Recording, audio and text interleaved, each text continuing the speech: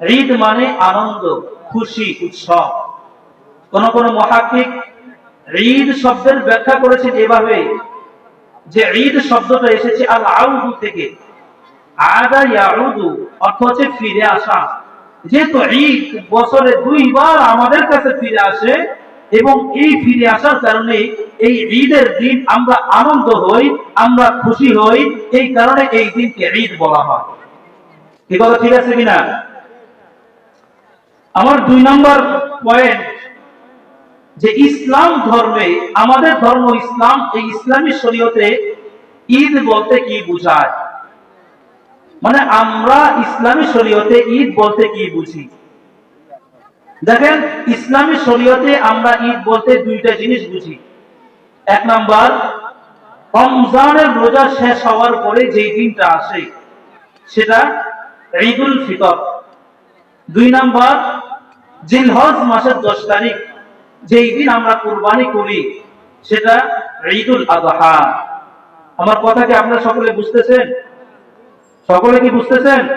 আমরা একটু আগে আগে বসি মাহফিলের, একটু আগে বসি মাহফিলের সিস্টেম রক্ষা করি আমরা। তো আমরা যে ইসলাম ধর্মে 2 দিন ঈদ মানি, এই মানাটা কি ঠিক আছে না নাই, এটা যাচাই করার দরকার আছে না নাই বলেন তো? যদি আমরা ইসলাম ধর্মের কোন আমলকে যাচাই করতে যাই তাহলে আমাদের সামনে 2টা জিনিস রাখতে হবে। 1 নাম্বার, কিতাবুল্লাহ, আল্লাহর কিতাব। 2 নাম্বার, ওয়া সুন্নতি রাসূলি, রাসূলের সুন্নাহ। আমাদের যে কোন আমল হয়তো কোরআনের সাথে মিশবে অথবা রাসূল সাল্লাল্লাহু আলাইহি ওয়াসাল্লামের সুন্নতের সাথে মিশবে। যদি কোরআন এবং রাসূলের সুন্নাহর সাথে না মিলে তাহলে আমাদের বুঝতে হবে যে এটা ইসলামী শরীয়তের কোন আমল না। বুঝতে পারছেন সকলে? তো আমরা যে 2 দিন ঈদ পালন করি, এই 2 দিন ঈদ পালন করার দলিল আমরা কোথায় পাই? আবু দাউদ শরীফের 1134 নম্বর হাদিস, হাদিসের বর্ণনাকারী হযরত আনাস ইবনে মালিক রাদিয়াল্লাহু তাআলা আনহু। বলেন কে? রাবীর নামটা বলেন সবাই।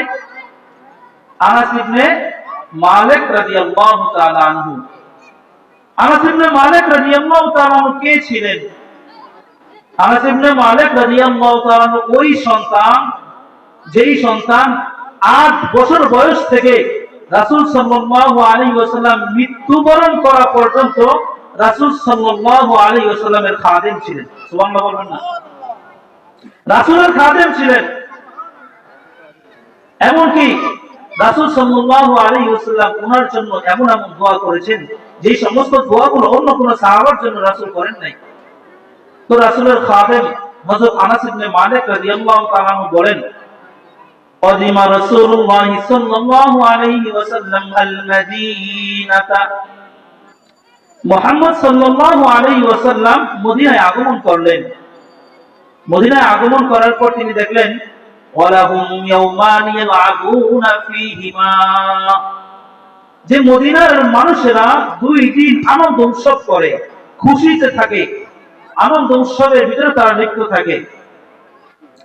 এখন রাসূল সাল্লাল্লাহু আলাইহি ওয়াসাল্লাম তো মদিনাতে নতুন আসছেন, তিনি তো জানেন না যে মদিনার লোকেরা কেন আনন্দ উৎসব করে। রাসূল সাল্লাল্লাহু আলাইহি ওয়াসাল্লাম মদিনার লোকদেরকে জিজ্ঞেস করলেন, ফাকালা মা হাযানি ইয়াওমান, এই 2 দিন কি, যে 2 দিনে তোমরা আনন্দ উৎসবে লিপ্ত হও? এখন তারা উত্তর দিয়েছেন, কুননা নালআবু ফীহিমা ফিল জাহিলিয়া, এই যে 2 দিন আমরা আনন্দ উৎসব করি, এই 2 দিনে আমরা জাহেলের যুগ থেকে আনন্দ উৎসব করে আসতেছি। এখন বলেন তো, আল্লাহ পাক রব্বুল আলামিন আমাদের নবী বিশ্বনবী মুহাম্মদুর রাসূলুল্লাহ সাল্লাল্লাহু আলাইহি ওয়াসাল্লাম কেন প্রেরণ করেছেন? তার প্রেরণের একটা উদ্দেশ্য এটাই যে রাসূল সাল্লাল্লাহু আলাইহি ওয়াসাল্লাম জাহেলি যুগের যত প্রকার শিরক, যত প্রকার কুফরি, যত প্রকার বিদআতি কর্মকাণ্ড আছে সবগুলো কর্মকাণ্ডকে প্রতিহত করবে। এখন রাসূল জানতে পারলেন যে মদিনার মানুষেরা যেই উৎসবগুলো পালন করে এগুলো জাহেলি যুগের উৎসব। এখন রাসূল সাল্লাল্লাহু আলাইহি ওয়াসাল্লাম তাদেরকে জানাইতেছেন, ফাকালা রাসূলুল্লাহ সাল্লাল্লাহু আলাইহি ওয়াসাল্লাম, ইন্নাল্লাহা ক্বাদ আবদালাকুম বিহিমা খায়রান মিনহুমা, নিশ্চয় আল্লাহ পাক রব্বুল আলামিন তোমাদের জন্য ওই দুই দিনের তুলনায় আরো দুইটা উত্তম দিন তোমাদেরকে দান করেছেন। কি কি দুই দিন? ইয়াউমুল আযহা ওয়া ইয়াউমুল ফিতর। তো আমরা রাসূলের সুন্নাহ দ্বারা জানতে পারলাম যে মুসলমানের জন্য ঈদ কয় দিন। কথা বলেন, ঈদ কয় দিন? এক নম্বর ঈদুল ফিতর, দুই নম্বর ঈদুল আযহা। আর একটা হাদিস আমরা দেখব। হাদিসের বর্ণনাকারী হযরত ইবনে ওমর রাদিয়াল্লাহু তাআলা আনহু, ওমর রাদিয়াল্লাহু তাআলা আনহুর ছেলে, তিনি বলেন, কানা রাসূলুল্লাহ সাল্লাল্লাহু আলাইহি ওয়াসাল্লাম আবু বকর ওয়া উমর ইসাল্লুনাল ঈদাইন ক্বাবলা আল খুতবা। ইবনে ওমর রাদিয়াল্লাহু তাআলা আনহু বলেন, আমি রাসূল সাল্লাল্লাহু আলাইহি ওয়াসাল্লাম, হযরত আবু বকর সিদ্দিক রাদিয়াল্লাহু তাআলা আনহু এবং ওমর ফারুক রাদিয়াল্লাহু তাআলা আনহুর সাথে ঈদের নামাজ আদায় করেছি। অর্থাৎ রাসূল সাল্লাল্লাহু আলাইহি ওয়াসাল্লাম, আবু বকর রাদিয়াল্লাহু তাআলা আনহু, ওমর ফারুক রাদিয়াল্লাহু তাআলা আনহু ইসাল্লুনাল ঈদাইন, দুই ঈদের নামাজ আদায় করেছেন ক্বাবলাল খুতবাতি, খুতবা দেওয়ার পূর্বে। এখন বলেন তো, আমরা যে জুমার নামাজ আদায় করি, খুতবা আগে দেই না পরে দেই?